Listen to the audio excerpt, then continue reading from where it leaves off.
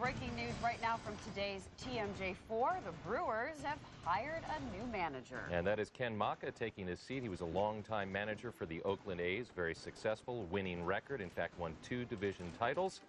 And the Brewers actually made their choice on Sunday, but they had to delay the announcement until the World Series was over. Yeah, we're getting ready to start a live news conference out at Miller Park. Let's listen in. Today we're going to name our new manager, Ken Macha, and I'll just talk briefly about the process. And you know, we had a wonderful season this year, getting to postseason for the first time in 26 years. And you know, at the end of the season, it was a lot of fun for all of us to be able to enjoy the excitement of doing that. And my goal was to make sure that we try to sustain that success and continue our winning ways in the Milwaukee Brewers organization and that.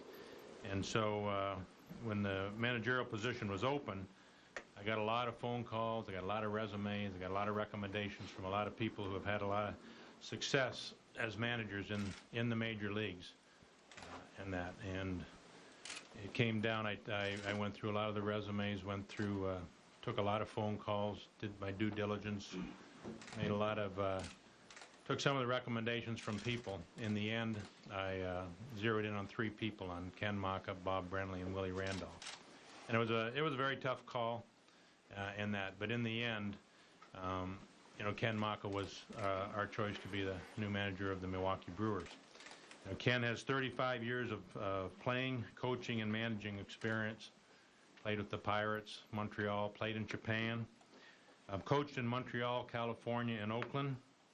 He's coached a lot of younger clubs, too. He's helped in the development of a lot of young players, Larry Walker, Marquise Grissom, Delino DeShields, the Oakland kids, Eric Chavez, Jermaine Dye when he was out there, Tim Salmon when he was with the Angels. And so he's been a baseball lifer, and a lot of his background was very similar to mine, spending a lot of years in the minor leagues to get to the major leagues. I was very impressed with Ken.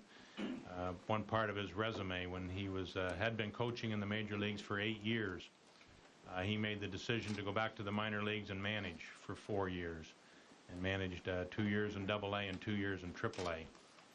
And he did that, and he had a lot of success doing it. In the major leagues, he's been a bench coach for 4 years and a manager for 4 years. And all 8 of those years, he's either finished in first or second place. And as a manager, 8 years as a manager, both the minor leagues and major leagues, he's never had a losing record in that. So he's had a lot of success in that. And I had all kinds of endorsements from a lot of baseball people that I have a lot of respect for. Terry Francona, Joe Madden, good managers that are currently in the big leagues having success also. And that Ken lives in Pennsylvania, his wife Carolyn, he's got 2 children, Kristen and Eric. He's got a degree in civil engineering. He's got a black belt in Taekwondo. And I'm going to tell him he can try to earn his master's degree in sustaining success in the major leagues for the Milwaukee Brewers. So I want to introduce to you Ken Macha, the new manager of the Milwaukee Brewers.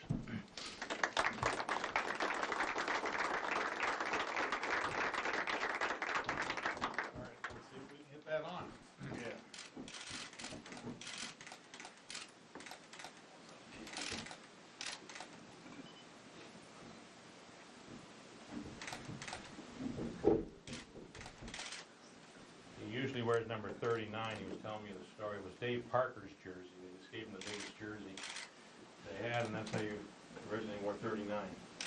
Yeah. Now we got him for Chris Capuano, who's still on the roster. So, welcome, Ken. Well, thank you very much, Doug. It's a tremendous opportunity. I'm honored to even be considered, and to get this job here, it means a tremendous amount to me. As Doug said, 35 years in the game. I was a coach for 13 years in the major leagues. I managed the minor leagues 4 years, managed in the big leagues 4 years. Put a lot of time in. My resume covers just about every coaching position. Bullpen coach, third base coach, bench coach, even pitching coach in Montreal for about a month and a half. Our pitching coach took a leave of absence then. Ran spring training for 11 years. ask me what my style is, I try to rely on the players. The players are the guys that go out there and win and lose the games for you. And I think the job of a manager and a coach is to get these players as prepared as possible as you can. And one of the lessons that I did learn managing in the minor leagues, because you're given a certain amount of players there and they're going to be with you the whole year, is the only way you're going to get better is to get those players better. And over the course of time, both when I managed the minor leagues and when I managed the Oakland A's, that was our job, to get young players and to have those players perform better as the season went on. And I think the record shows that in Oakland in particular, we always got better as the season went on. And I just have to say that I was blessed with a tremendous coaching staff in Oakland. And Doug and I are going to sit down and talk about the coaching staff here, and we're going to make sure we have an excellent coaching staff here and be ready to get them here in Milwaukee. Questions for Ken or Doug? Ken, Tom Pippins from Fox 6 in Milwaukee, welcome. Thank you. You had great success in Oakland, but amidst reports that there were at times some issues between you and players, in particular Jason Kendall, as you know now, your catcher with the Brewers. How much of that is true? Perhaps what have you learned moving forward that might help you overcome that, if indeed there is truth to that? Well, I've got a couple things to say about that. Number one, the job of the manager is really not to be buddies with all the players. Okay, you have to make very difficult decisions over a course of a year. And really, if you look at it from a player standpoint, my decisions as far as playing people and not playing people really have a direct impact on how much money they can make over a course of a career. So sometimes players get a little personal and think it's personal. It really isn't. I can look back at, as I laid out a little bit of my resume there, all the years as a coach and then as a manager in the major leagues, I had very few problems with the players. And I think at the particular time when a lot of these things were written, it was a very frustrating time for the Oakland A's because we had just been swept by the Detroit Tigers. And I think if you go back and talk to those players now, they might have a little bit of a different take. It was a great season back in 2006. I almost got to the World Series. But the bottom line is this: the manager's responsible for wins and losses. Okay, the amount of respect that you get from the players is showed by the intensity with which they play. And as I said earlier, if you take a look at our teams we had in Oakland, they always played better as the season went on. So I just let the record sit the way it is. We always won games there in Oakland, and the respect I had from the players was the intensity that they showed when they went out and played on the field. Ken Lansdale with WTMJ. Can you set the record straight from 6 years ago? Some people would say that you know, obviously didn't take this job because of a better opportunity in Oakland.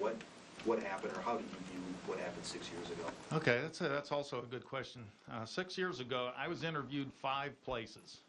Okay, 5 places: Tampa, the Mets, the Cubs, Milwaukee, and Oakland. So I was kind of like the hot guy on the block, so to speak. And really, the familiarity that I had with the Oakland A's and the club that we did have there, it was almost a no-brainer. So it wasn't like this position was offered or that position was offered. I looked at all the scenarios that did happen that particular year. Now, I'll just take the Cubs position for an example. Maybe it's bad here in Milwaukee to take the Cubs position, okay, but let's just take a look at that. Had the San Francisco Giants won the World Series and Dusty Baker would have stayed in San Francisco, perhaps, you know, that job would have been offered to me. Or Tampa, say Piniella would have stayed in Seattle and not moved. So there was a bunch of movement that particular year, and Art Howe wound up going to the Mets, and that position was open, so that's the position I wound up taking. And obviously it wasn't a snubbing of Milwaukee or not there's a better opportunity in Oakland or anything like that. Well, I mean, the familiarity with the situation was huge, you know, so there was no offers. it was 5 different teams that really I was interviewing for at that particular time. Ken, Doug Russell with WSSP Radio here in Milwaukee. Have you given any thought to whether or not Dale Swain will be on your coaching staff? And if so, if he is a coach next year, is there a potential that there could be some awkwardness because he's the manager at the end of the season? Well, you know what? I have thought about that, and Doug and I have talked about that. Terry Francona told me that Dale Swain is an excellent coach, tremendous coach, a great baseball person. He knows how to slow the game down and pick it apart.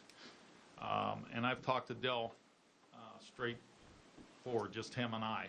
And what I said to him, that we both have a similar situation here. Back in 2000 in spring training, Boston Red Sox called the Oakland A's and asked for permission to speak with me about their manager's position. And at that particular time, Billy Beane denied permission for me to go to speak. Here I am, a coach in Oakland, and I was denied permission there. And I told Dell that my dreams of managing in the major leagues was kind of shattered right then. But to me, it was a character builder for myself. It was a tremendous test of my professionalism. I went out there and did my job, tried to help the Oakland A's win as many games as they could that particular season. And as I just laid out to you, I was interviewed in 5 different places the next year. So after that season was over. Going into the 2003 season. So I said to Dale, this is a great opportunity for you to come here, help the club win, and he would absolutely get my recommendation and Doug's recommendation for position elsewhere. So to me, that was a character builder for me, and I think he can use that in the same direction. So I really feel that Dale will be a plus to this staff, and I'm hoping that he stays. I talked to Dale just 2 hours ago, and he wants to be a part of our staff. And I've had ongoing discussions with Dale all throughout this process. So, Doug, what would or Ken, maybe, what would the role, is it up between third base and bench? We're going to discuss that.